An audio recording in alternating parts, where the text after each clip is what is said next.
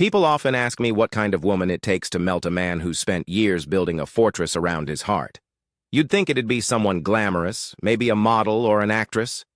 For me, it was a barista with a crooked smile and a lemon pie that tasted like it had been kissed by angels. I met Grace at a little cafe tucked between two high-rises in downtown Seattle, the kind of place with exposed brick walls, Edison bulbs hanging from long cords, and an indie playlist that never quite finished one song before it started the next. It was the sort of spot I'd usually avoid, too hipster, too noisy. But one rainy Thursday afternoon, I ducked in for a coffee between meetings, and there she was. Grace. She had this way of greeting customers like they were old friends she hadn't seen in years. Every person got a different version of her charm. For the older man in a suit, respectful and sharp. For the college girl with a book, playful and curious. For me, apparently, she chose wit. You look like someone who needs caffeine. And a reason to smile, she said, her green eyes glinting as she handed me the menu. I raised an eyebrow. Tough read. I moonlight as a psychic, she replied, deadpan. First session's free with a slice of Granny's lemon sizzle. Granny's lemon sizzle. That pie. I swear it could have ended wars. It was tangy, buttery, with a crackly sugar glaze that stuck to your lips just enough to be annoying and addictive. I ordered it once and then never stopped. Truth is, I didn't return for the pie. I came back for Grace. I started making excuses to be near that cafe. Early morning meetings that didn't exist. Lunchtime walks with no direction. Late evenings when I pretended I needed to check emails. She always seemed genuinely happy to see me. Not just me, of course. She had that gift. But with time, I started catching those small tells. How her smile lingered longer when she talked to me. How she'd sit for a moment if the cafe was slow.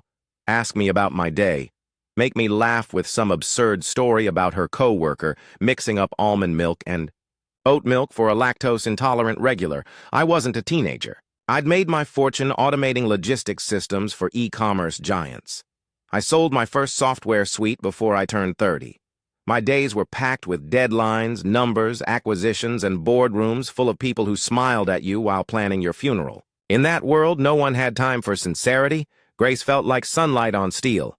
One evening, after a particularly brutal negotiation where I had to outmaneuver two venture capitalists trying to snake a deal out from under me, I walked into the cafe right before close. She was sweeping the floor, hair pulled into a messy bun, flour on her apron. She looked up and smiled. I took a breath. Let me take you out. She paused, leaning on the broom. Like, dinner? No, I said, straight-faced. To the most overpriced, pretentious restaurant in the city? She laughed. You mean Le Papillon Noir? I grinned. Exactly that one. She said yes. That dinner felt like a movie. Crystal glasses, golden candlelight, some jazz trio playing live near the back. But she never looked impressed by the glitter. Instead, she grilled me about my life, my childhood, why I hated cats, and whether I believed in reincarnation. At one point, she made me laugh so hard I nearly choked on a truffle-stuffed mushroom. And that night, walking her to her door, she said something that stayed with me. You know what I want more than anything? I waited. To have my own gallery one day. Not big, not fancy. Just a place to put moments on walls and let people feel something. I didn't say anything then. But the very next day, I called my real estate guy. 3 weeks later, I handed her a set of keys. She cried. Not the performative kind. Real tears. The kind that made me feel like maybe, just maybe, I was doing something that mattered. Not just moving numbers or building empires, but building something that had soul. From that moment, it wasn't just coffee and lemon pie. It was us. Grace and light. That's what she named it. The gallery. She said it sounded like hope. Like something you'd whisper to yourself when you needed reminding that the world wasn't all concrete and numbers. I bought the building outright. A corner lot in Capitol Hill that used to be a print shop. Grace transformed it into a soft, airy space with pale wood floors, floor-to-ceiling windows, and furniture that looked like it had been imported from a minimalist forest fairy tale. Scandinavian boho, she called it. Within weeks of opening, the gallery started gaining buzz. First, Local artists begged for wall space. Then influencers showed up, drawn by the aesthetics and Grace's impeccable taste in wine pairings for exhibit nights. And then came the calls, from bigger names. That's how the Alara campaign happened. Alara, the European luxury jewelry house, wanted to run a new Raw Radiance campaign. They approached Grace for her distinct eye. She pitched a concept where models wore nothing but dripping gold necklaces and loose linen, shot in abandoned greenhouses and sun-drenched alleyways. They said it was bold, revolutionary. She said it was honest. The campaign exploded. After that, Grace wasn't just a gallery owner. She was a brand. That's when she came to me with her next idea, a boutique. "It'll be called Raw and Real," she said one night, lying next to me on our rooftop terrace, city lights sparkling behind her. "Clothing that feels like skin and stories." I chuckled. "That sounds expensive." She propped herself up on one elbow. "It'll be more than clothes. It'll be a movement." I nodded, as I always did. "Whatever you need." And then came the restaurant.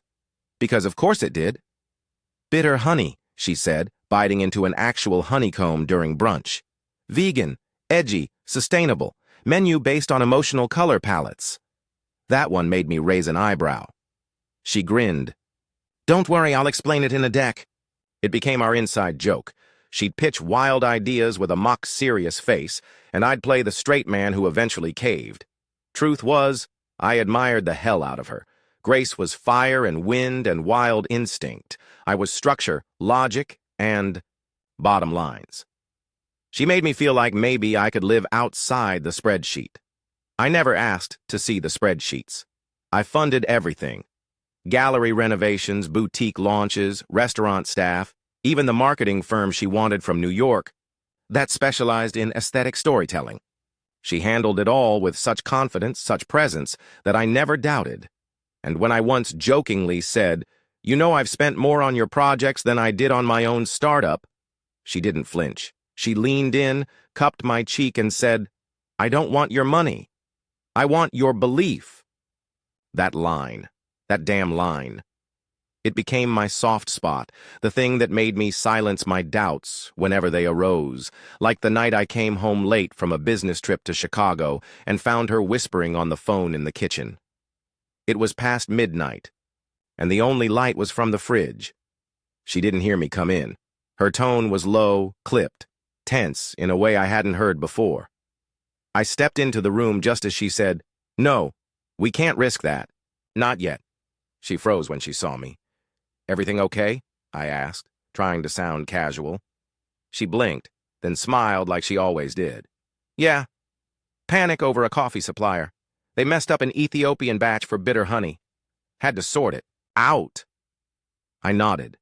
She kissed me on the cheek and went upstairs. I stood in that kitchen for a long minute after she left, staring at the fridge light spilling over the tile floor, thinking about her tone. That voice wasn't frustration. It was strategy, planning. But I let it go, because Grace inspired me, and I was too busy fending off tech sharks in boardrooms and negotiating mergers in glass towers to play detective in my own house. I told myself she was just stressed, that passion looked different in different people, that she had vision, and sometimes visionaries talk to themselves in code. Besides, I had always respected people who could hustle, twist, and bend reality to get what they wanted. I just never expected to be the one being twisted.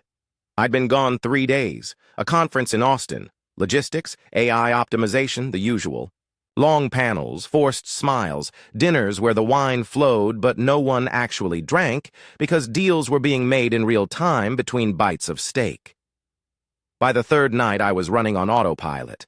I missed Grace, or maybe I missed the version of her I'd built in my mind, the muse, the fire starter, the woman who could take a bare wall and make it art. When I came home, the house was quiet. Too quiet. Grace had left a note by the French press. "Had a late meeting. Don't wait. Up. G." I dropped my bags, loosened my tie, and made my way to my office. That's when I saw it, sitting dead center on my glass-top desk like it had been carefully placed with intention. A plain manila envelope. No name. No return address. Just there. My first instinct wasn't fear. It was curiosity. And maybe that should have told me something about where my gut had already started drifting. I opened it. Inside were 5 glossy photographs. The first one showed Grace, laughing, her head tilted back, at a table in what looked like the upstairs lounge at Raw and Real. Seated across from her was a guy I'd never seen before. Mid-20s, shaggy dark hair, sleeves rolled up, and a tattoo. Black ink wings that spread across his collarbone like he was perpetually mid-takeoff.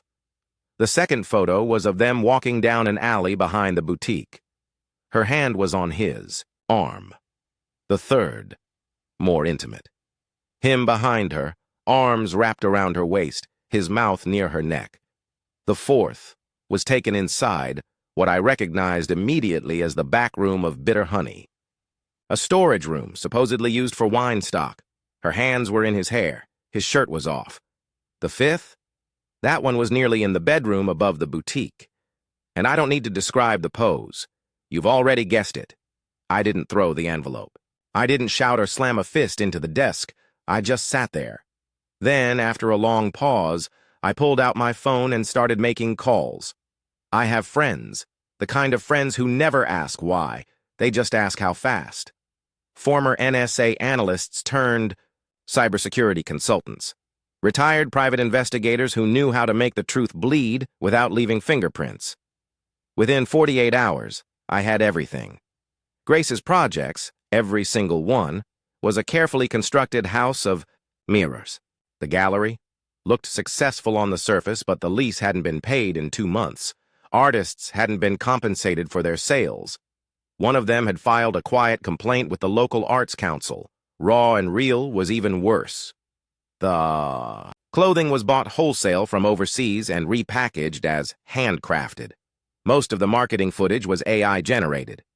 The boutique manager had quit a week ago, claiming she hadn't been paid since January. As for Bitter Honey, it was hemorrhaging money faster than a politician's campaign. The color palette menu concept had bombed. Half the kitchen staff had walked out. The supplier crisis she'd mentioned, fabricated. There was no Ethiopian roast. No panic. It was a distraction, a perfectly executed smokescreen. I traced the financials next. Grace had convinced me to put things in her name. For creative control, she'd said. I need to be the face. I agreed, because I believed in her. God, what a beautiful fool I'd been. Using digital forensics, we followed the money. My money. Transferred in chunks to shell companies registered in Panama, the Caymans, and, of course, one oddly named Trevor's Treehouse LLC. I stared at the screen, blinking. Trevor, that was the name. The guy with the wings tattoo, the guy in the photos. I dug deeper. Trevor was her ex, not just a fling. Not a casual thing from her past. They had been together since college. Apparently, they'd never really stopped. While I was helping her build a life, she was building an exit strategy. For 2. Trevor wasn't a musician. That was the story Grace always told. Some tortured artist who never quite caught a break. In reality, he was unemployed. Lived in a tiny rental on the edge of Capitol Hill. His social media was private, but my guys got access. Inside were messages from Grace going back years. Photos, transfers, plans. One thread stood out. Grace. Once I'm done with Phase 3, we're gone. He'll never even see it coming. Phase 3? Was that me? Was I part of some project rollout?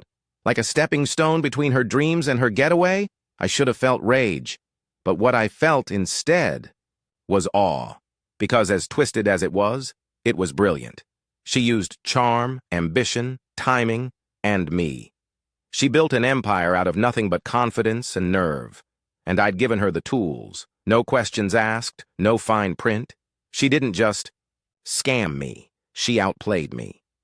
I spent the whole day in the kitchen, not because I was trying to impress her or win her back. I don't believe in that kind of theater, but because it felt right.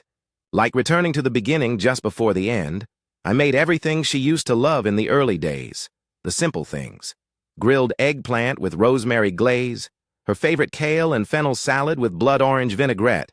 I even baked a fresh Granny's lemon sizzle, The same one she once swore made her believe in reincarnation. And I bought the cheapest bottle of rosé we ever shared, the same kind we laughed over on our first trip to that beach cabin outside Olympia. I dimmed the lights, set the table, played that old playlist, the one with the National, Bon Iver, and that weird Icelandic band she loved but could never pronounce. She walked in around 7:40, hair up, wearing that olive green cardigan she used to steal from my closet. She saw the table and froze, eyes narrowing, not in fear but in calculation. "You cooked?" she asked. I nodded and poured her a glass. "Sit." She didn't argue. Grace never wasted time on pleasantries when the stakes were high. We ate in near silence for the first few minutes, just the sound of cutlery and soft music in the background. At some point, she took a bite of the lemon pie and smiled, just slightly. "That's dangerously close to the original," she said. I sipped my wine. "I had the original recipe." A beat. Then I set my glass down, looked her dead in the eyes, and said it. "I know. Tell me the rest." She didn't flinch, didn't ask what I meant, didn't feign confusion. "Of course not. She's too smart. For that. Too proud." She set her fork down slowly, crossed her hands in her lap, and took a deep breath. Then she told me everything. She met Trevor when she was 19. Said he made her feel alive, reckless, stupid, in all the ways that felt like freedom at that age. They were broke together, dreamed big together, failed together. But he never left her side, and that loyalty, she said, meant everything. Then she met me. I was stability, power, the respect she never had. She told me I made her feel like she mattered, like her ideas weren't crazy, just unpolished gold waiting for the right backer. "But I never felt fire with you," she said quietly. "Not the way I did with him." I nodded, even though that one hit harder than I expected. "I never meant to hurt you," she continued. "But I needed to get out. I needed a way to take control of my life again. And when I saw what you were willing to give, I just kept building." "You wanted money?" I asked. "I wanted freedom," she corrected. "And money buys that faster than love." I leaned back in my chair and let out a breath I hadn't realized I was holding. "You did all that with Grace," I said, half laughing. Ironically, fitting. She smiled at that, the same small smile she gave customers when they complimented her handwriting on their coffee cups. "You're not angry?" she asked. "I should be," I said. "But honestly, I'm just impressed." I pulled out a manila folder from the drawer behind me and slid it across the table. "What's this?" "Legal transfer," I said. "Everything's yours. No lawsuits, no accountants, no messy headlines." She blinked. "I'm not going to chase you, Grace.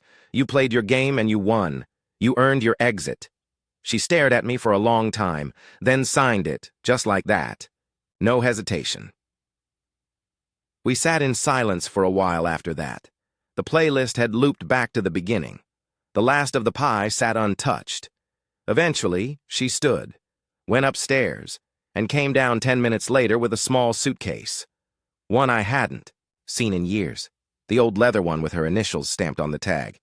She paused at the door. "You know," she said, "you're still the only man who never yelled at me." I raised my glass. "Didn't see the point." She smiled again. This time it wasn't calculated. It was soft, maybe even grateful. Then she opened the door and walked out into the night, suitcase rolling behind her like the end of a runway. Closed the door gently. No slam, no lock turning behind her. I poured the last of the wine and sat back down, staring at the old photograph we kept on the sideboard. Us at Le Papillon Noir, wine-drunk, laughing at something neither of us remembered. Later. I looked at it for a long time, then I whispered to the empty room, "She betrayed me. But damn, she played it like a pro."